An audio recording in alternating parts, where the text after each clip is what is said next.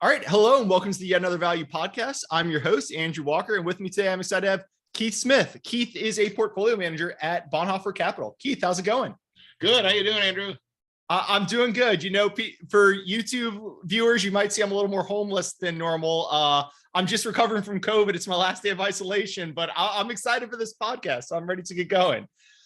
Let me start this podcast the way I do every podcast. First, disclaimer to remind everyone, nothing we talk about on this podcast is investing advice. We're going to talk about a Latin American focused, emerging markets focused telecom today. So probably even a little heightened risk than normal. So just remember, do your own work, do your own diligence, not investing advice. Second, a pitch for you, my guest. You know, there aren't a lot of people out there who are out there looking for low multiple, deep value stocks, but you're one of the last ones. And, you know, we met last fall at a conference and I saw your pitch for the stock we're actually going to talk about today, but you do great modeling work, great detailed work. And you're not one of those guys who only says, oh, I'll only buy things at 5 times EBITDA. You do that, but you also have like real qualitative work behind it. So really excited to talk today. That out the way, let's go to the company we're going to talk about. The company is Millicom, actually, but we'll probably call them by their ticker, TIGO, and I'll just flip it over to you. Who is TIGO and why are they so interesting? Sure. Well, thanks you, Andrew. TIGO is a really interesting combination. As you said, it's a company that has a lot of qualitative reasons and growth-based reasons for why it should sell for a lot more than it is. I mean, historically, I started out with primarily just focusing on multiples, but what I've really migrated now to more is to try to find companies that have a growth story behind them and being able to take advantage of operational leverage in the business to create faster EPS than revenue growth. And this is clearly the case here, as TIGO is a cable slash wireless company. This company's been described as they're building a charter under a Verizon umbrella. That's probably the easiest way to sort of think about it, because in essence, they have existing mobile assets in each one of the countries that they're in, but they're laying a fiber optic network in the country. So in essence, it's the ability to play that. It's actually similar to what the cable companies are doing in the US, but maybe even a little bit better from an operational perspective, in the fact that they actually own the mobile network. So you'll be able to get the operational leverage from not only the cable that they're building, but then from the mobile network on top, in addition to. So there's some really interesting dynamics. The margins of some of these businesses is really high. They basically recently bought, or in the position to buy the asset that they own in Guatemala. It has like 50% plus EBITDA margins. And so those aspects of these businesses make them really interesting. I mean, the thing that really stood out to me as I was diving into this company initially is you got the operational leverage. And if you look at the countries where Millicom is actually located, or TIGO, most of the markets, of 67% of the EBITDA is in markets where there's only 2 competitors. And one of the key things that I've seen in sort of fiber broadband types of companies is you want to limit competition. If you can get into markets with 0 or 1 competitor, you can get some decent margins. When you start to get 2, 3, 4, 5 competitors, all of a sudden the margins really can get destroyed. So when you're looking at this business, it has 67% of its EBITDA in countries where there's only 2 competitors, it themselves and someone else. And in most of the cases, they're the dominant competitor. So they'll be the one that has the biggest share. So those are the type of situations and they also have a lot of local contacts in a number of countries. They have joint ventures, which basically I think is very important in Latin America. The other aspect about this business is you've got 2 companies. You have this company and LILAK, who are more what I would say US/Swedish governance. Millicom is based in Sweden.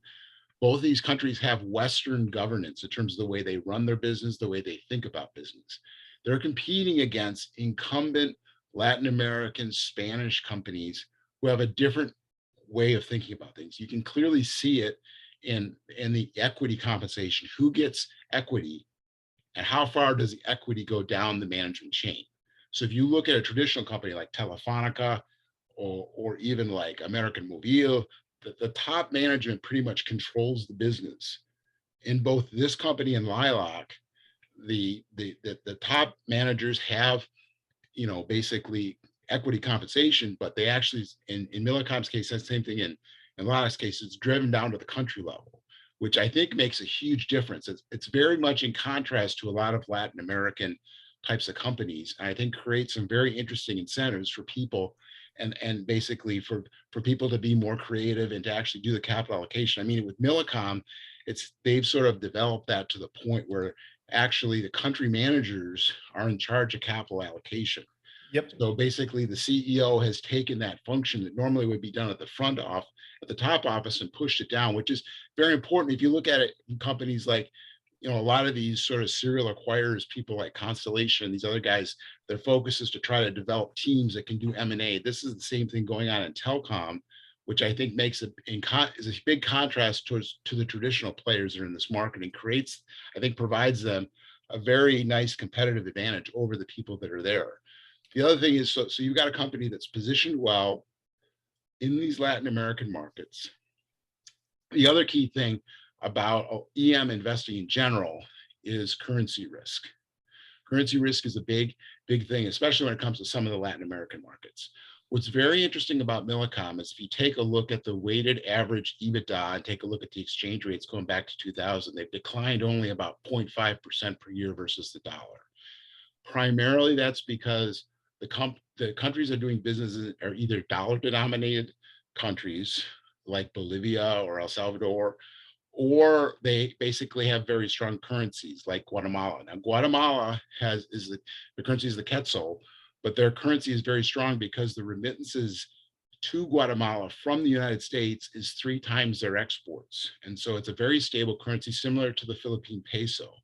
They have a lot of expatriates in the US. So that leads to a very stable currency situation, which I think is unusual for most, EM type of situations. On top of that, you have the other risk in a lot of emerging markets is what I'd say is sort of political uncertainty. Now, there's been people that have actually, DeModern has actually put together a pretty good model for this. He's a NYU professor to figure out, okay, well, what's the implied country risk premiums for these various countries. Now, if you do that analysis with Millicom and you do it based upon the weighted average EBITDA again, you get roughly what the multiple should be is about,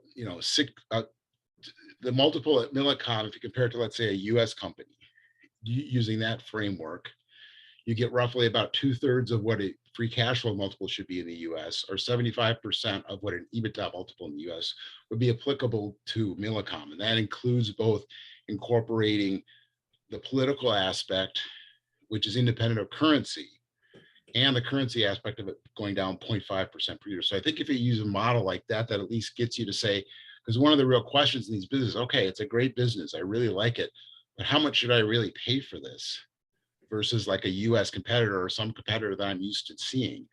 And I think that provides a rough idea of what it is. But if you use something like that, the company just has some really interesting aspects. Just to give you a little flow in terms of how do we get here? Why is this thing so cheap? There's another company, LILAK, has a lot of the similar sort of characteristics. But what happened is this company was primarily owned by a Swedish conglomerate called Kinnevik. They basically sold off their shares. And as they sold off the shares, there was some pressure on the shares. At the same time, the company actually started trading on the NASDAQ. And so what happened there was, okay, there was a large decline in sort of there's a large overhang that hit the market. And then what happened after that, this was probably like 2008, 2009, then COVID hit. So COVID hit Latin America much harder than it did the rest of the world, just because of its lack of health infrastructure. And so then it really got hit with COVID. And so between those timeframes, so they had they had actually the overhang. They started to grow. They got hit by COVID, and then that just knocked everything back down. And then now they're recovering again. So we're at a point where they're recovering. As long as there isn't something crazy goes on with COVID in Latin America, these guys have a nice tailwind happening now, because as a result of COVID, actually, the companies come out stronger from a number of cases. They continue to build out that charter network under the Verizon umbrella. And in addition to that, they provided key services to the government. So they've been able to actually provide remittance services to get cash out to individuals that the government wanted to get cash out to. In a lot of these countries, there's a lot of unbanked population, and the way that they can get cash to them is via the phone, like what they've done in, like what's happened in Africa. So so they've really become more ingratiated to some of these governments by basically doing this and providing this service. The nice thing that I like about Millicom versus other larger telecoms is they would say, I would say they're really competing in more what I would call secondary markets. The only large market in Latin America they're really competing in is in Colombia. And in that market, they do have a lot more competition than they do in these other markets. But their other large markets that they have are primarily Guatemala, Bolivia, Paraguay. And so these are relatively smaller markets, but they're in really good positions in these smaller markets. And so, and they like saying they also have a lot of, JVs that they basically allied with local providers in those markets. So I think it's a really interesting combination of an undervalued stock that's been hit by a lot of real uncertain situations. But I think going forward, it provides a real interesting opportunity, because I really think Latin America is really going to, especially Central America, should really get a big boost up as the United States, as a lot of the stuff from China and the manufacturing gets moved more onshore.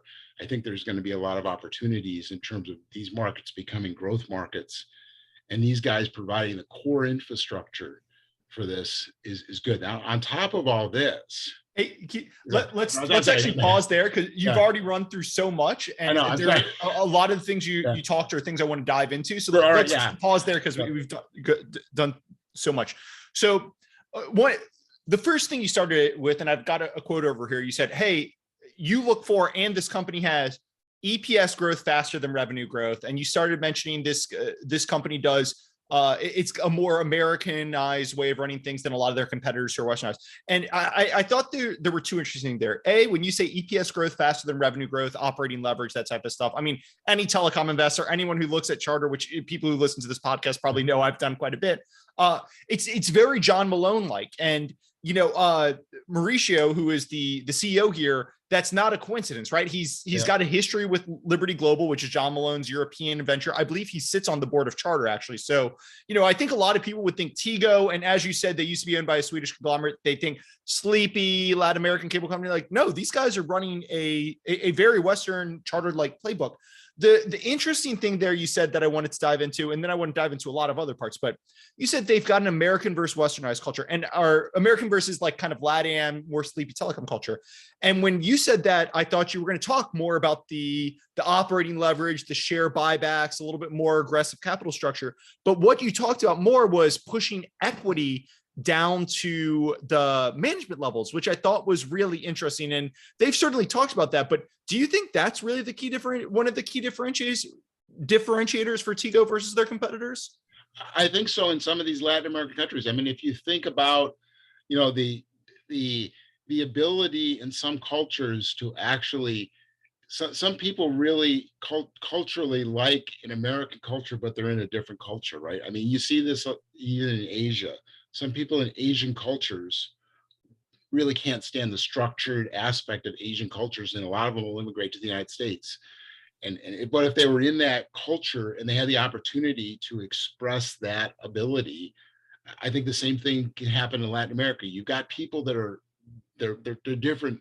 People are different everywhere, right? I mean, you're going to have a certain group of people that are probably be more drawn to something like this in those countries. And you're going to get people, I think you actually become almost like a magnet or a really best employer for someone in those countries that wants to do something different. We say, okay, well, I can basically grow up from this. I don't have to be part of the ruling family, the management family, to really become a big part of this and really grow something big.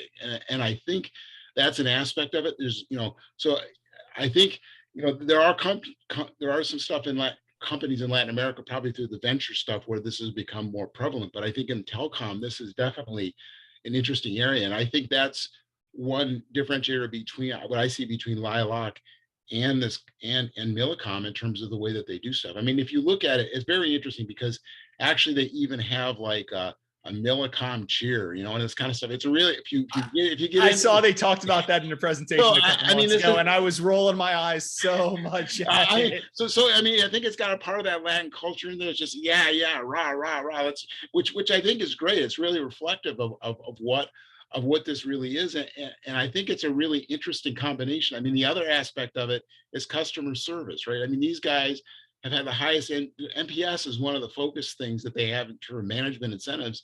And so they're really trying to provide, serving the customer is sort of like what their focus is. And I think this can really be in contrast to, let's say, a larger telecom where working in Guatemala compared to their big picture really doesn't mean a whole lot, right? I mean, if you're a Telefonica or if you're even American Mobile, I mean, Guatemala is a tiny piece. But to them, but to Millicom, it's a really big piece. It's probably their largest country. Guatemala is 40 or 50% of the EBITDA, I think, and I think that's before the merger. We'll probably talk about. It'll probably be a little bit more after. Okay, so let me ask the second question. And you just said, you even started comparing. You talked about, hey, I've got a model, or I use some models that says a company with TIGO's emerging market risk should trade for about 75% of what a US telecom should trade for. There's a lot of other telecoms out there, and a lot of them are cheap. You and I have talked before about some of the LILAKs, like a Frontier, a LUMN, which probably trade for 4 or 5 times EBITDA. And yes, a lot of people will look at them and say, oh, well, copper DSL assets, that's declining, but they've actually got a lot of growth through building out fiber to the home, which I think can be very accretive. The returns are, the jury's still out on if they will actually do so successfully or not. History says it's a tough return, but recent results have said maybe. So you've got the ILEX in the US. You could go join me and be a perennial bag holder in Altice, which probably trades for 6-7 times EBITDA right now. Not that much more than TIGO. And that's, the risk there is Altice management. It's not emerging market risk. So a lot, very cheap in a domestic market. Or there's LILAK, which, yes, TIGO runs a John Malone Liberty style playbook, but you could just go get LILAK, which has already done the big acquisition, already done the rights offering, and is aggressively buying back shares now, where TIGO will, they were about to, and then they did the deal we'll talk about, and now they're kind of on a deleveraging, integrating path. So, I just listed a lot, but I guess the question is, why is TIGO your choice when it seems that there are other options that might be a little simpler, a little bit cleaner story, a little less emerging market risk? Well, I mean, the one thing that I think about TIGO is let's compare it to somebody like LILAK. I think if you look at the underlying portfolio of what the companies have, they're different. They're not quite the same. I mean, TIGO is focused on sort of what I would say are Central and Latin American countries that have a long-term secular growth story beyond, so you've got this underlying growth, this insourcing, outsourcing thing there. They're secondary countries. Now, if you look at LILAK's footprint is primarily Puerto Rico, the Caribbean, and Chile. If you look on the secular growth for those areas, beyond the Caribbean and the travel-related stuff, Puerto Rico is pretty mature and Chile is pretty mature. So the underlying growth, I think that's one of the differences between the two. The other thing too, if you take a look at this on a proportionate basis, TIGO has been able to do a better, at least historically, hopefully going forward, both of them will be able to do this, has been done a better job of converting EBITDA to free cash flow.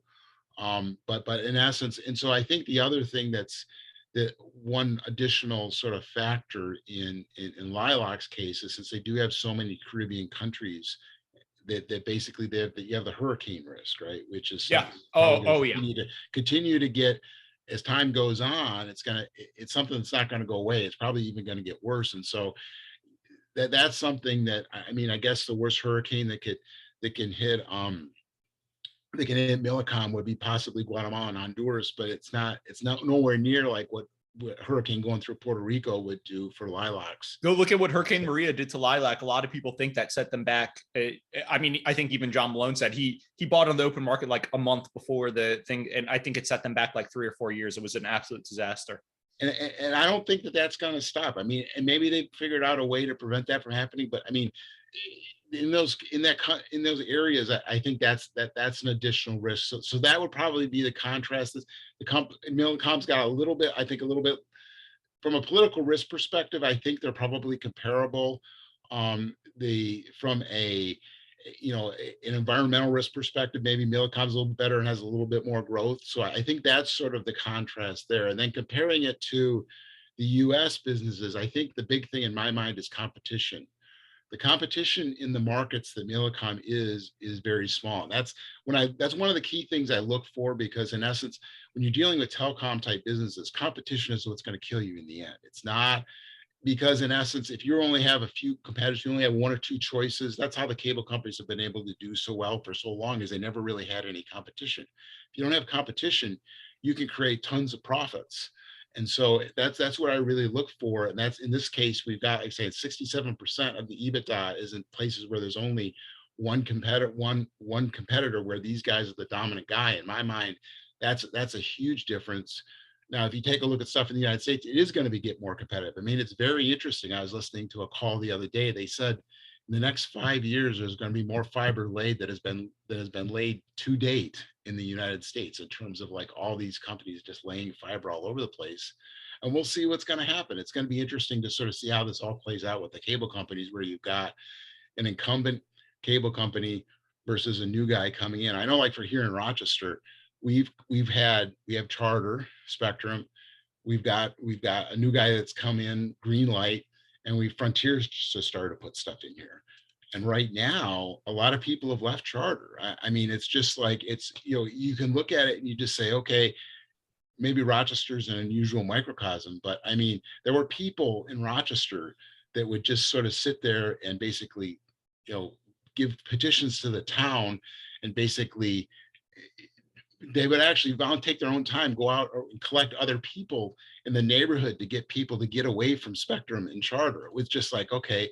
And so you just see, when you see stuff like that, and you just see what's really happened there, in my mind, you know, it maybe just be a microcosm in Rochester, but I think people finally given a choice will sort of see what, hopefully that'll bring up everybody's game. Everyone will get better service, as opposed to historically what's not. That's why I think another key aspect of Millicom is basically the customer service aspect. Because I think in the end, when you talk about these businesses, these cable businesses and these businesses that are doing well, in the end, it's come back to customer service. I mean, you can provide poor customer service if you don't have any competition, but I think the days of that happening is going to become, you know, less and less over time. As I said, I'll tease my perennial bag holding, like they have learned that lesson, right? You can provide poor customer service for a long time, but it does come back to get you. Or, you know, Frontier, we talked about, they bought Verizon Fios, some fiber assets from them. At the time, they had 50% market share on a lot of their markets. It was, you know, a 50-50 duopoly, them and the cable provider in a lot of their markets. And their customer service was so bad, despite the fact they had fiber, which is a superior asset to cable and was far superior 5 or 7 years ago. Despite that fact, by the time they filed for bankruptcy and got new management there, they were down to about 41% market share. To lose 9% market share with a superior asset in 5 to 7 years, mind-boggling. And it does just show, I mean, it takes a while, but eventually it does catch up to you if your customer service support. I want to dive, you and I were talking before, there are so many markets here. It's tough to talk about all the markets here. We'll probably only have time for Guatemala, which has a big deal. There's a rights offering and everything. I want to talk about all of that, but I want to talk about one of the interesting call options associated here. You know, people can go look at, I'll put my notes in the Twitter. I put my notes on Twitter. I'll put those links in the show notes. Or Ben Klarman over on the Compounders podcast had a fantastic interview with TIGO CEO. And the thing that jumped out in both my prep for this podcast and that interview I just referenced was TIGO Money, which it's a call option, right? Nobody's going to assign a big valuation to it yet, but they talk about how TIGO Money is the startup fintech that they think they've got huge advantages in building a really dominant fintech in all of their markets, which if they're successful, go look at the valuations for fintech. Maybe not so much today as 3 months or 6 months ago, but if they're successful, it could create tons of value. So I was hoping you could maybe talk a little bit about TIGO Money, you know, what they're trying to build and how you think that could get valued eventually if it kind of goes in a reasonable bull case. Sure. Yeah. So, I mean, the thing, like you're saying, TIGO Money, and it's been popular in Africa. I think maybe, I don't know if that's Great where point. it started, but Millicom, just to give you a little bit of history, when it started out, it was a combination of an African and Latin American telecom. What the decision was made, I think, when Mauricio came around the same time, was they wanted to divest the African assets and focus on the Latin American assets. And so with that decision, came with it, lot of the TIGO assets in Africa do have a sort of a mobile money, because in essence what happens in a lot of these countries, the only people that are banked are the people that have a lot of money, which in these countries Yep. not that many. So maybe you're talking maybe 10-20% of the people are banked and 70-80% of the people are unbanked. And so all these unbanked people, how are they going to, historically it would be a cash economy, but what's happened is they've developed a lot of these mobile devices, mobile telephones. So in essence you can pay with your phone, and so that's what really TIGO money does in a lot of these countries. And especially in a place like Guatemala, there's a lot of remittances that they can do. So they're competing against Western Union and the other remittance types of businesses. And so in those areas, and the nice thing again about TIGO being in these second and third tier countries is there's not as much competition. I mean, you hear about all the fintechs, but all the fintechs are in Brazil, in Colombia, in Argentina, and these really big countries. So there's tons of competition. While TIGO can be a big guy in Guatemala, right? I mean, there's no one else that's going to compete in Guatemala. And a lot of these are on a country by country basis. So it's not like you can do in the United States and just spread it all around. It's all country by country. And you need to have the relationships in the countries, which I think is a very important piece that TIGO has, is they have relationships with the telecom folks in the country and then the banking folks in the countries. And so in my mind, that's a key aspect of basically being able to do that. And the way you could think about TIGO is just a bunch of little like localized markets, as opposed to a much broader market, which creates a bunch of these local duopolies in telecom, and even like maybe almost like I wouldn't say a monopoly, but pretty close to it in a lot of these countries. The other things they've done is that in these countries, TIGO has provided sort of remittances, or the ability of the governments to get money out to people in a relatively quick way. And that's done two things. It's basically their proof of concept, this thing actually works. But second, they're ingratiating themselves to the governments, because this is an easy way for the government to say, okay, I want to send a bunch of quetzals to people that are having problems with COVID. Just tell me where I go it, and the central bank just sends it to TIGO, and TIGO sends it out to people. They get it on their phone. They can take their phone and go to the vendor and say, okay, I want, X amount for food or whatever they need. And so in essence, it really provides a good access to that. And again, it's sort of what I would say is not a competitive environment. And that's what I really like to try to look for in companies, is where there isn't competition. The competition probably has destroyed more profits than anything else. So if you can stay away from the competition, or you can be in these smaller areas, it really creates some potential, I think, for some good long-term value.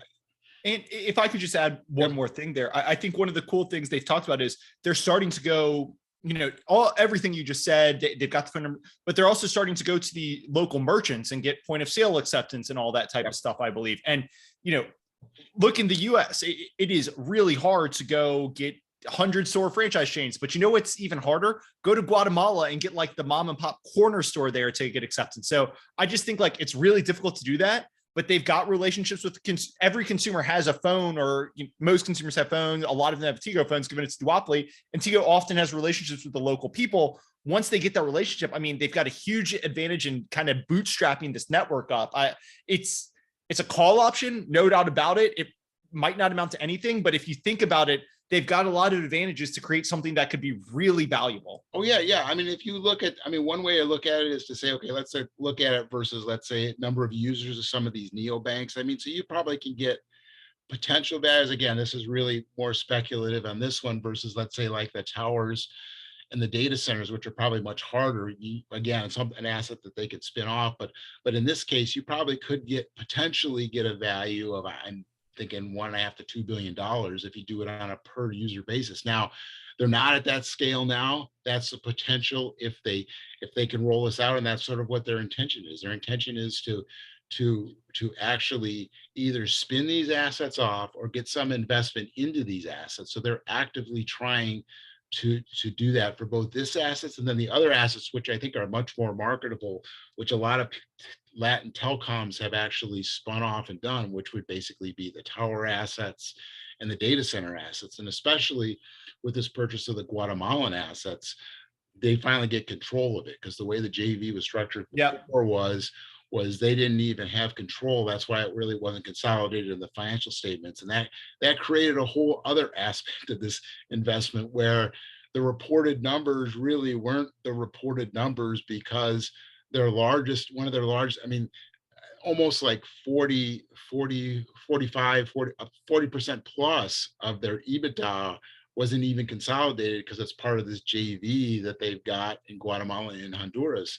And so you had a company that was reporting some numbers, but almost a very large portion was not on the reported numbers. But that was the probably most profitable part of the business too. In addition to that, I mean, in Guatemala, they're making 50% plus EBITDA margins. And I believe they even said, like, look, we'd love to invest more in Guatemala. And most telecom investors love to see increased investment, because you're going in, it's upfront investment, but generally you go and you build networks and your returns are great. And when you build the networks, it increases the value of the overall networks. You get a little bit more operating leverage. And TIGO was saying, we wanted to put more money in, but our JV partner didn't want to put any more money in. So we were always having these headaches. So I think that clears that up, which is so I think that's a great transition. The big market here, there are about 5 markets that each make up 10% of EBITDA. I think it's Bolivia, Paraguay, Colombia, Panama, Honduras, El Salvador. But the big market here is Guatemala, right? And just in November, they announced a deal. They're buying, as you said, they're buying into minorities. Guatemala will be wholly owned. It's going to be a much cleaner story going forward. And they're going to do a rights offering to fund that deal. So I was hoping we could talk about all things Guatemala. We can talk about the deal. We can talk about what you think about the Guatemala market. We can talk about the rights offering they're used to do it, just everything. But Guatemala, everything else is a risk and a focus, but Guatemala has to be the key focus for anyone who's interested in TIGO. So I thought we could just dive into that. Sure. No, I think it's a great opportunity. If you look at the three areas where they could potentially invest. The other thing about this business is, okay, they have a great sort of historically they've done relatively well. And the nice thing about the business is they have a lot of reinvestment opportunities. A lot of people talk about compounders, and the issue with some companies is they create large returns on capital, but there's no places to reinvest it. TIGO has 3 big buckets to reinvest. One is the JV partners. You've got the JV partner here in Guatemala, got another one in Honduras, another one in Colombia. So that's one. The second one is sort of the repurchase, and the third one is the rollout. But in terms of Guatemala, can I just be explicit? When you say they've got 3 places with the JV partners, what you're saying is over time, and as they've done with Guatemala, over time, they'll go buy out the other JV partners. So they'll take the capital, buy them out, 100% ownership. And it's a great use of capital, because who knows the asset better than TIGO, who's already operating it, who already owns it. There's no integration risk. Exactly. Hopefully they get a good price for it, but they're reinvesting because they're getting full ownership of the network. Exactly. And so that's the great thing, that they work with these guys that are operating these networks. They know exactly what it is. So from Guatemala's perspective, so that's one neat aspect about Guatemala. I mean, the other aspect is just the currency aspect of the fact we talked about before in terms of the remittances. It's a pretty stable currency. I mean, the other aspect, if you look at the business in Guatemala, the EBITDA margins are 50%. I mean, in Guatemala, the way it's sort of set up right now, they own a large part of the mobile market. They're like 60%, and the next guy's like 35%. So they're hugely mobile. In the broadband, they're number 2, but the number 1 guy's like 45, and they're 40. So I mean, they're pretty close in that. So in essence, what you've got is a situation where, with continued investment in Guatemala, it can be a really great investment. And like you're saying, I mean, the nice thing about I really appreciate about Millicom is the rights offering, and almost the John Malone-esque type approach to getting shareholders involved, basically saying, okay, we need capital. What's the fairest way to give capital to shareholders? We're going to do a rights offering. We're not going to try and do a private placement to some of our friends that we know that can get a special deal to do this. We're basically going to provide a rights offering to shareholders, so existing shareholders can basically take advantage of this opportunity along with us. And so I really like that aspect of it. I mean, Malone has done a lot of that, really had influence with that. But I think in my mind, that's a key aspect of this. And going forward, if they need to do this, part of the issue with this is they don't want to take on a whole lot of debt. And so I think that's what's really driven the rights offering. And then in addition, they're in the process of paying down debt over time.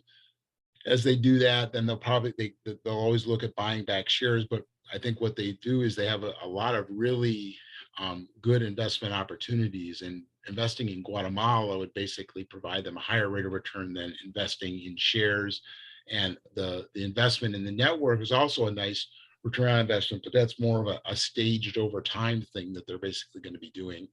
And so it's not really one big lump, but I think, like saying, they do have a lot of other opportunities to now and going forward to actually basically invest with these JV partners, which I think is probably the best way you could think about. The best way to sort of invest in these kinds of things. You know the assets, you know the partners, you know exactly what's going on. So it's not like, it's a lot more risky to buy an asset from someone else that you have no idea of what may be there or not. In this case, you really have a good aspect of that. So, I mean, I think Guatemala is just an example of what's going on here. And like you had said before, I think what can happen here with these rights offerings is there's some strange things that go on with stock prices around rights offerings, and it could lead to a very interesting catalyst. There's a nice tailwind here, and this may be just one catalyst to get people more interested in this name. I don't think there's a whole lot of institutional interest at this point, but maybe this will catalyze it and people will start to take a look at it. So let's talk about the rights offering. So the rights offering, I believe, I could be getting my dates slightly off, but November 4th, the company announced 3Q earnings, and they say business is going great. The stock's at 35. They've actually bought back 1% of their shares over the past 3 or 4 months. And they say, look, our stock is cheap. We run the John Malone playbook, right? We've paid down our debt. We've got debt to reasonable levels, about 2 times leverage. We're going to keep buying back shares. 1 week later, they come out and they say, we're buying in our Guatemala minority. We're taking on, I'm going to use rough numbers. I think it was $2 billion of debt to buy in the Guatemala minorities. I could be off. But on top of that, we're paying about 2.5 or 2.75 billion. We don't want to take our debt over three times leverage. So on top of the $2 billion in debt, we're going to take out a $750 million rights offering. And the CEO, I think every analyst says this is a crazy good deal. They're getting it for, I think it was like 6 times EBITDA. They know this asset. The CEO, I put a quote in the notes that says, this is as close to a no-brainer deal as it gets. No integration risk. We know the asset well. We're buying it for a great price, right? Everybody loves it. Well, guess what? It's a rights offering, which probably creates some overhang. Here, you and I are talking January 11th, growth stocks, emerging market stocks, a lot of stocks. It's been a strange market, but the stock price as we talk is about 27 versus 36 when they announce, right? So probably some rights overhang, but you do have to question, I guess the question is there something I'm missing with the Guatemala asset that it's supposed to be a no-brainer deal, but the stock's down, 25% on this news would be one. And I'll let you answer that. And then I'm going to come back to the rights offering. Yeah, I think part of it is just the timing of it, right? I mean, you've got the question is, and I still think it's in people's mind, and it's a real question, is okay, Omicron was just starting to go up at that time in the fall when they announced it. It was just starting in South Africa, and I think that's a huge uncertainty for any company that's in Latin America, is what's going to happen if one of these variants of these viruses turns out to be a lot worse than what people think. So I think that's a continued risk, and that's sort of what's happened there too. And so I think that's part of it, but I think that's just endemic to most of Latin America from that perspective. And I think it's a good. I think, like I say, I think it's a good opportunity, but we'll see over the longer term what really happens. I mean, you're going to get these shorter term sort of ups and downs. But as long as the company continues to do what it needs to do, I remember being involved or buying a company called, I don't know if you remember, way back when, called United Globalcom, and the issue between them and Liberty Media, and the price volatility was crazy. I mean, it's just sometimes the price of these stocks just don't really reflect what's really going on. And and a lot of this is what I found useful in those types of situations, is found out who's on which side of the table and where are the incentives aligned. In this case, if you look at Millicom, the incentives are basically perfectly aligned with shareholders. And I think the incentives are aligned right, so I feel comfortable with it. I'm glad you mentioned incentives, because just to bring it back to the share price, like, I hate to be stock price focused, but you announce a deal and the stock's down 25% in a month and a half. Like, you do have to start asking, is there something I'm missing with this deal? But let's talk incentives. In the rights offering, I believe that they will announce Q4 earnings in mid-February. They're going to host an investor day a day or two later. and then they're going to run the rights off. Then they're going to run the rights offering after the investor day, after they've got all the information out into the market. I think that's right. You can tell me if I'm wrong, but my question was, we haven't seen the rights offering document or anything yet, have we? No, not yet. Okay, because anyone who's followed John Malone knows John Malone companies, when they do rights offering, you have to do the rights. And you mentioned incentives, which is where I was going. I'm wondering if we're going to look through the rights offering and we're going to see, oh, it's, management and directors have, not only have they fully subscribed to the rights, they're oversubscribed, they're 50 times oversubscribed. I'm really wondering if we're going to get that type of special situations here. And I would not be surprised because again, you can look at my notes. The CEO, he's very clear. We're going to grow cash flow per share over the long term. We are shareholder focused over the long term. You pay me to allocate capital. I would not be surprised if he's trying to get as many shares as he can. And, 6 months from now, they pay down a little debt and they're going with the levered buyback model at really attractive rates. No, I wouldn't be surprised at all. I mean, like I said, the thing that I found unique about Millicom versus, let's say, other ones is they've actually have the country leaders actually have to take a certain portion of their salary and buy the shares in the open market. Now, I've seen that on management teams. A lot of people will say that, okay, the CEO's got to buy like 5x his salary. The board has to have 3x, which by the way, they just take half their board fees every year and do it over 7 years. Yeah. But very rarely, I've never seen you go down to the country manager level saying they have to buy a certain percentage. So, I think this team is really aligned. It's interesting because when I talk with one of the IR guys there, he said, what's unusual is just hearing the conversations amongst some of the country leaders about the stock price. I think what it really does more than anything else is it focuses these country leaders on, okay, I've got a piece of this pie. What can I do to really increase the stock price and focus on doing good capital allocation and it really becomes real to them, right? If you're just a hired person for someone else, it doesn't become as real than if you actually have a stake in it. And I think that's what makes a big difference here and that's been driven down. And it really, the nice thing about it becomes almost like a reproducible type of a model. You can actually, you have a larger reach like that, similar to when you think about, okay, the M&A model at Constellation, a lot of that is, okay, you need to train people to do it. The same thing here, you have this idea of training people to do it and making it better. And you can grow value that way. So I think it's a real interesting incentive model, the way they've sort of set it up. And it's unique, I think, in Latin America. LILAK, I wouldn't be surprised LILAK has a similar type of model. I don't know if they go down to the country level. Millicom, I know does, but I think it's a really, really neat thing to see going on in an emerging market. I think listeners can probably tell, like, this is in my wheelhouse. It's really interesting. I'm pretty bullish on it. I'm not quite there yet, but I think listeners can probably, but let me throw some pushbacks at you that are just kind of lingering in the back of my mind. First one, we just talked about management teams, at the country level talking about the stock price. And I'll talk about the stock price in a second, but here's a hint. It's down and to the right? It's not up and to the right. It's down to the right. But, when I hear about middle management talking about the stock price during the day, the first things that come to my mind in the telecom space is management teams, especially middle management teams, more focused on the stock price. It's the big blowups in telecom, right? You start thinking about WorldCom, where the WorldCom, they would walk in and the stock price would be everywhere. And WorldCom was a fraud. I'm hoping and don't think this is a fraud, but you start worrying about, maybe they're more concerned about, that than operating day to day. How would you respond to that kind of risk that's brewing around in my mind? Well, I think there's two ways to think about it, right? One is more of saying, okay, these guys are going to take this right, think it through and say, okay, how can I add more value? How can I make my share in the company worth more? The other one is more, okay, the short term, I'm going to try and sell and trade this thing. Well, these guys haven't been selling and trading. I think the WorldCom could be, okay, you could actually see their behavior. They don't have any exit plan at this point. So I think that's part of, I think that makes the big difference too. And it's just being able to say, okay, what can I, because they're required to hold a certain number of shares, and it just doesn't make, you can look at the insider trading and it doesn't seem to be moving in that direction. So I think that's one aspect of it. But I think, there's the way, I think the whole culture there is a long-term culture, making sure that that people are all aligned in the right way, as opposed to being focused on the short term.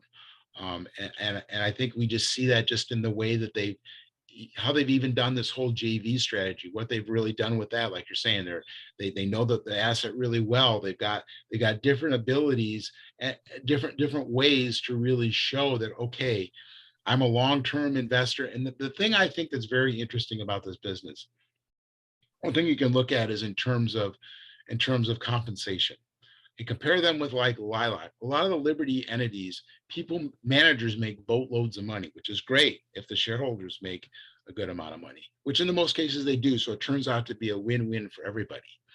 If you look at Millicom, okay, they have much more reasonable compensation than LILAK does. And so I think you've got sort of a situation where, the focus is not, there's pluses and minuses to offering people lots of money, right? You have to sort of be able to, and I think Malone's done a really good job of filtering out people that are there for the money versus wanting to really do the job, right?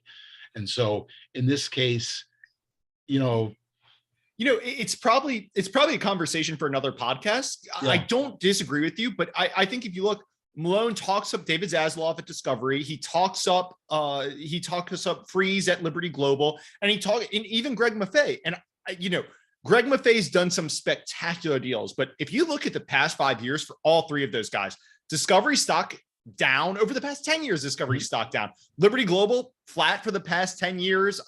Greg Maffei has really bungled a lot of things at Liberty, Formula One's capital structure, TripAdvisor disaster, Q-rate, like a lot of things. And these guys, David Zaslav, somebody came to him and was like, you're the highest paid CEO every year and your stock price is nothing. He was like, well, it's all stock comp. So I'm not making quite as much because the stock isn't going up. It's like, yeah, but you're making 50 million a year and your stock's flat every year. Like maybe you can do a little something for shareholders. So I hear you. Anyway, random rant, but yeah. So yeah, no. I think if you compare the compensation plan, shareholders are getting a better deal, let's say on a per share basis on Millicom versus, let's say, like a pure, Malone type of entity like LILAK.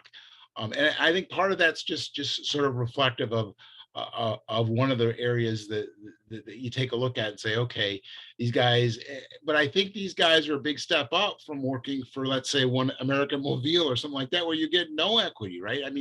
You're sort of, when you're in these kind of countries, you're sort of comparing, okay, you've got two guys that are going to give you equity versus the ones that aren't. And how does that really sort of play out in terms of what people do? But getting back to your original question, I think the guys have thought about the long-term incentives. Their incentives are based on, other metrics beyond just the stock price. So if you look at the long-term metrics, they're based upon things like NPS and other sorts of metrics, growth in cash flow, growth in EBITDA and such like that. So I think there's sort of a balanced approach in terms of the way that the compensation is structured. But in the end, you want the guys to basically get equity compensation, because that's, in the end, you want to reward them for creating more value as a shareholder. So I think that's, in my mind, I think that's that's the key difference. And if you truly just looked at the difference between the compensation structures,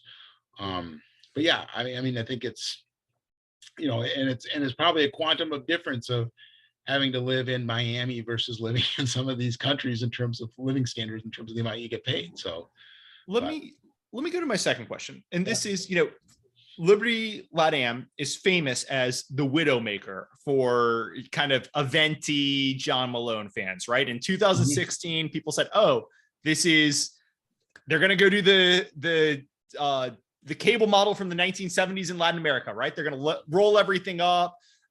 Cable is way underpenetrated in these Latin American markets. And the exact same thing could be said from TIGO, right? Yep. I posted a chart for 2021, how underpenetrated broadband, 4G, data usage, everything is in these Latin American markets. And the fact is, LILAK, TIGO, they've both been widowmakers, right? I'm looking at a stock price, and in 2015, TIGO stock, and there's some volatility here, but TIGO stock was 72.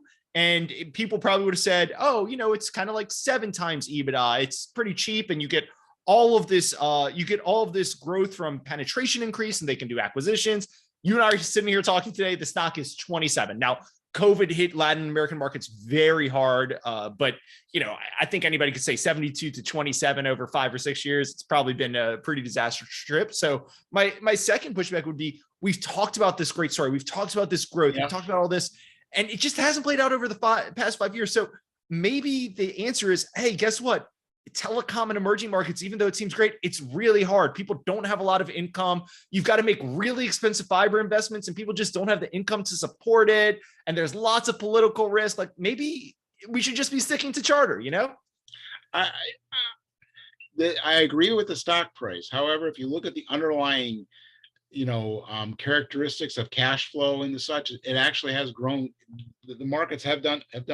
So from an operational perspective, it's been hit by COVID. These markets have grown. So, TIGO, I think, is back to where it was before pre-COVID in terms of growth of underlying cash flow and such like this. So I think the underlying business, I think what's happened in the interim is a lot of people have been burned by this. You can read on the internet, old stock, the exact pitch you said. It's 7 times EBITDA. It's a reasonable company. We've got all these growth levers, all this other kind of stuff. And the stock goes down by, and the pain that you can feel in that. I've sort of experienced those types of things in other types of investments that I've had in sort of media.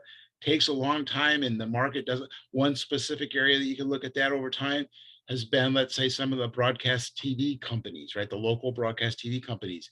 They've been flat to down, but their cash flows have exploded, right? But everybody thinks they're going to die. In this case, you have a bunch of people that I think there's just, the other aspect of this, given that it's an emerging markets investment, as you say, is the flow of funds, right? Emerging markets are driven by flow of funds of external back and forth, as opposed to a more stable situation like in the US. So I think, given that TIGO is in this market, LILAK is in this market, you're going to be affected by these flows. And I think the flows have really been poor into Latin America. And part of that, you can just see just the returns of all the companies in that market. But I think the key thing you need to look at is, okay, well, what's the underlying cash flow position of the businesses? And is that getting stronger or is it getting weaker? I think when you look in Millicom's case, you'll see in most, if not all, their markets, their revenue, their cash flow is up, their margins are up. You're seeing the operational leverage as these products are being rolled out.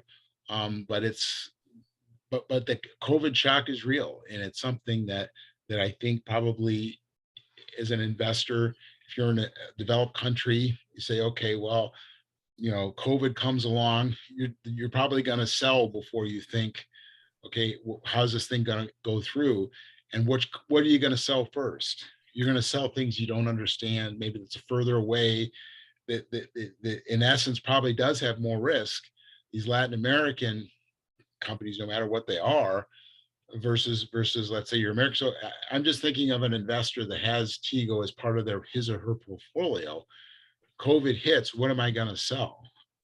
I may be more likely to sell TIGO or some other Latin American country, because I know they're going to get hit much harder than I am, even if it's down, and then just move on. And so I think it's going to take a while for confidence to return. And I think it's slowly starting to do that. But I think that's where the opportunity lies. You're going to go from a sector in a group of countries that are not well liked right now to, hopefully over time, more and more people will see things will improve, folks' perceptions will change, and that will cause a rise in the stock price above what you could get in other types of investments. And so going back to your question about, okay, let's compare like TIGO to Charter or to Altice or the US players.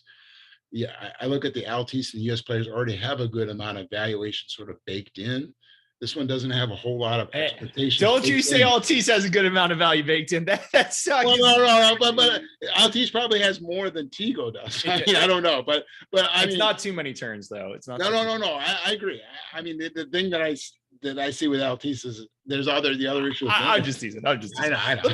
Let me ask the last question, and this is both a risk and a question as I'm thinking about valuation. Right? Mm-hmm. In 2019, LILAK offered about $80 per share was their final bid for TIGO, and TIGO actually turned it down. And I refer to that both as a risk in the fact, even at the time, $80 per share, I think most people thought was pretty generous, and there would be synergies to merging these two businesses. But I think most people thought that was a pretty full and fair offer, and were kind of surprised that a deal couldn't get struck there. So the risk is, we've talked about how these guys are shareholder focused. We've talked about how these guys are doing the right thing for the businesses, but then you see them turn down a bid that I don't think many people thought was undervaluing the company. They were probably getting full value plus some value of the synergies. You see them turn that down and you wonder, hey, do these guys really just want to hold on to their jobs? Do they really just want to empire build, right? So that's the risk. And then the counter to that is, I want to say, and I mentioned this in my 2022 predictions. I think that's what kind of spurred you and I to get on the horse and actually get this TIGO pod rolled up was, hey, I think a lot of these cable companies are cheap, and you can look, a lot of them are trading way below what strategic acquirers have made offers for recently. So the counter to that would be, obviously this is a different business now. COVID's hit. There's going to be a rights offering. Everything looks a little different, but is there still like some signal of value from that $80 per share that was offered for a few years ago? I mean, I would think so. I mean, if you think about the two assets, I think they could be in a combination, could be very, very synergistic. I mean, you've got the more stable assets and LILAK in Chile and in Puerto Rico. They're all US based. You do have some volatility in the tourism based type stuff, but a combination of the two would create a very interesting sort of combined company, right? Just from a perspective. And maybe the reason why at the time, maybe, TIGO thought that they were just sort of at the beginning of their transformation and of making this, and they didn't see the full, they wanted to have the full value reflected in what the company could get. I mean, and maybe it's more of a where the company was in its life cycle of, I think they just at that time they probably just the Kinnevik thing, the overhang associated with that, the company was just starting to roll and starting to get trying to get its markets to work, and you can see that. I mean, you can easily see that in some companies in the US. I held a company earlier this year. It started to get things working. Then a private equity came in and bought it out. I thought they underpaid by a whole bunch. I think a lot of other shareholders did too, but that's a potential thing there. But you really don't know. I mean, COVID was sort of like I would say a black swan, but maybe it really was. No one could really predict that was going to happen in advance. If COVID didn't happen, who knows? I mean, TIGO could be up in the hundreds, but that's not what happened. You got to deal with what's happening today. And so to a certain extent, I think from a long-term perspective, the combination of the two would be very interesting. Now, the question from TIGO's perspective is, so their option is, okay, we're going to take this offer, or we think what we've got can actually continue to do better than that for shareholders. And I think that was probably the calculation they made then, and probably the calculation that they would make today from that perspective. But I think from a strategic perspective, it would be a very interesting combination. Yeah. Look, I think we've covered most of my notes. Again, as we said at the beginning, we only got to really talk about Guatemala, and I'd say we probably could have talked about Guatemala for another 15, 20 minutes. And then there were 7 other markets we didn't get to touch. Unfortunately, that's the issue. Some of these companies, TIGO, the issue with it is pretty complex. There's lots of work to do here, but that's also probably part of the opportunity. But before we wrap it up, though, I just want to make sure, anything we didn't hit that you think we should have hit, anything that we did hit, you think we should hit a little bit harder or anything? No, I mean, I think the main thing with TIGO is I think it's just I think over time it can be a multi-bagger. The real question is you've got I think they've got the management. When you look at what the cards the management team has been played, they've done the best with the cards they've been played. I think part of the issue, and that's one of the risks in most emerging markets investing, is the cards you're going to get played aren't optimal. And there's going to be a lot of challenges there beyond, let's say, the cards you're going to be played in the United States. I think the biggest issue in the United States when it comes to these types of companies is competition. In Latin America, competition can be an issue, but then you've got other things that you wouldn't even think about happening in the United States, like your whole economy collapsing because of COVID, right? I mean, in the United States, when you think about what did COVID do to cable companies? It made them stronger. The demand for their product went up. Think about what happened in Latin America. The demand for the product went down because the people were so poor and the economies were just, so it's sort of a, you know, two different cases from that perspective. But I think, you know, and so I, you know, I think if you step back into it from a long-term perspective, if you want to invest in a growing area of the world that I think has a really good positive aspect to it in terms of a lot of the onshoring and those types of trends, I think this is an interesting way to play that, in the fact that you're going to be able to, and in a group of countries that one has a decent, one of the biggest risks in emerging markets is currency. And so this is one of the few EM sort of companies I've seen that has a very good mitigant to that. In other words, you know, when I went back and looked at 2000, the currency depreciation on EBITDA basis, a weighted average EBITDA basis is only 0.5% per year, which is you do worry about, you're the turkey that it's 0. Like the old could be. What was the company? I can't remember the country, but you know, their currency was fixed and then they unexpectedly turned it to floating and the currency was down 15%. And you always have some FX broker who blows up on that, right? So you do worry. It could be, but I look at the biggest, what I'd be concerned about there is if there was something going on. I mean, if I look at the biggest exposure here, it's Guatemala. And the real question you'd ask him in Guatemala is the remittance issue going to change? Do I think going forward, 10 years from now, are there going to be less remittances from the United States to Guatemala to keep the currency strong? There may actually be more. I don't see anything to say that, okay, all of a sudden a bunch of people that are in the United States are going to move to Guatemala and you're not going to get remittances anymore. Yep. In my mind, I think you got to take it. And so that in my mind, I think is the biggest currency risk that you've got in these. You also, you got the dollarized economies, which aren't, but the only other big one would be Colombia. Colombia is probably the one where they probably have the most it's the biggest market. They've got the most competition and the most currency risk associated with it. But again, I think they're doing like what they did with this JV, with this Guatemala JV. They've got a partner. They're working. They're getting to know them. They're working together, and so I think that's a very unique way to really lower risk in terms of ways to reinvest your capital, like you had mentioned before, because you get to know the people. It's an asset. You know, whenever you do an acquisition, there's always a risk because you don't really know what's on the other side and maybe where some of the skeletons are. You maybe get super excited about it, but if you develop a JV partnership over time, it really lowers your risk quite a bit, or you can figure out ways to mitigate that. I think that's what they're doing in a number of these cases. So perfect. Well, I think we're gonna have to wrap it up there. Great. But I did notice about 5 or 10 minutes ago, you slipped in the broadcasters, which are always an interesting space where I know you've done a lot of work there. So maybe we'll have to have you on to talk broadcasters. Oh yeah, no, broadcasting's really. I mean, I would love to talk broadcasting. It's very interesting because I think there's some real interesting stuff going on there. I'd like to hear your views on that too. So yeah, you know, on the broadcasters, I'm always kicking myself because NXST, it's who's the CEO? Perry's the CEO there. I mean, he's everything I've heard about him. He's just a total killer. And I've always looked at the stock. And I think the first time I looked at it was when it was at 20. It's at 160 now. But, you know, I always come back to, like, if you recreated the world today, would you create these broadcasters who own stations that retransmits CBS or Fox or whatever in 33% of the country or something? And the answer is absolutely not. You go straight to consumers. CBS would own the whole thing. They're like,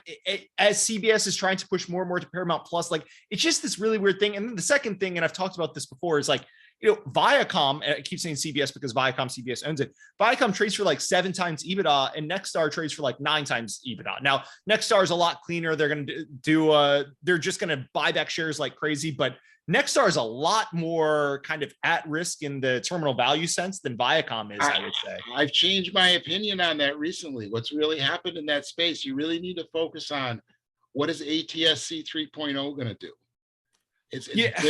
ATSC 3.0, I mean, according to the latest information that's out there, and even Sook's presentation. Now, people say that may be pie in the sky, but when you think about what is the value of a free channel to in terms of the overall value, it's going to be tremendous.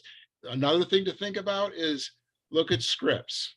Okay, Scripps is a company where their focus historically has been is they could be in any space. They did podcasts. They could be in newsprint media. They could be in TV. What have they decided to do? They got rid of their print. They sold their podcast. They're focusing on media and they're focusing on of those three things. This is where they think that the huge value is. And I think the key thing is, like you're saying, right now these things are selling for so cheap that, like, for example, Gray is selling for 3 times free cash flow. Nexstar is selling for 5 times free cash flow. All you need to do is you need to say that the revenues and the cash flows are not going to decline. They'll sell for 10 times. Then all you need to do is, if any of this stuff even happens, you can get 4 to 5% growth. These things are going to sell for 15 to 20 times. And so all of a sudden, it's a giant call option, right? I mean, again, you deal with the sizing issues, but think about this. ATSC is going to be in every single TV in 5 years. You know, I don't know. I've been hearing Sinclair talking about it for years. I get it, but like, look, okay, you get a free channel, it's going to be on, but you need something to get people's attention, right? Like for me, when I turn the TV on, the first thing I do is I go to Netflix. Like it doesn't matter if there's a free channel on the thing, if all the content I want to watch is on Netflix or Disney Plus. Now there are sports, but like Nexstar can't afford sports. Nexstar gets sports because they license from CBS. Like if CBS is going to put all their sports, I don't know. I'm with you. They're cheap and Perry's awesome. I'm not saying they're going to be the next, and they don't have to be. I'm not even saying they can be the next Roku. But if you look at the valuations, all they got to be is 20% of those with a new channel. With somebody says, okay, I'm a content provider. I'm going to provide it on this new channel. Or am I going to try and go through a Netflix or these other ones that are going to charge me a lot of money? It's just an additional channel that right now is not being priced into anything. Yeah, but right? We'll have to end it here because we're way off the discussion. I know. I hear you. Like, hey, there's this free channel. I'm going to put my stuff on it. But if you're a talent, like, do you really want to have your show on ATS? Like, I always look back. There was the show that was on some AT&T. This was before they bought Warner Brothers. Mm-hmm. Some AT&T owned channel. It was called Mr. Mercedes, and it had like an Oscar winner as the star. You know, it had a great. They paid up for it. They put a huge money, but nobody knew where this channel was, so nobody watched the show. But you know, you look at things on Netflix. Netflix can Cobra Kai, right? Nobody watches on YouTube TV, but it gets on Netflix. Like the key is you need people to actually be watching. So I don't know. It's a conversation for another day. I just think it's tough. I'm more confident in the future that search is going to not allow one guy to sort of dominate, and you're going to have this whole sheet, and you're going to be able to choose. I guess I'm more confident the technology is going to say, okay, here's your 20 options. You can choose what you want, as opposed to because if you're going back to, okay, Netflix, then does Netflix become like the old broadcast TV networks, or is it going to be there's going to be more choice and you're going to be able to choose, and the market's going to continue to fragment? In my mind, I think it's maybe more of the latter.